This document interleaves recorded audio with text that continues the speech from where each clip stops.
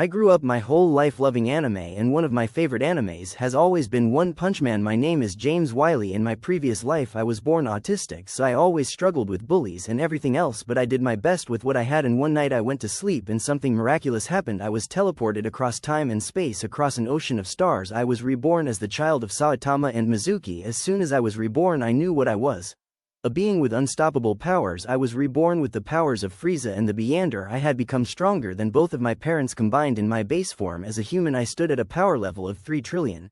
Images instantly filled my mind of my mother and father making love many times, and that's how I was conceived. My father Saitama had made love to Mizuki many years before the canon events of the One Punch Man TV series, but before that time I knew I would grow up fast, and I heard my father say he looks strong, he's not even crying, and my mother held me in her big muscular arms lovingly and she said he's beautiful and handsome just like his mother and father, and Saitama said I just hope he doesn't have to train very long before he becomes like me. And then I touched my father's face and I giggled cutely, and then Saitama's heart started beating really fast and he said, could I be feeling it now? Could it be my son?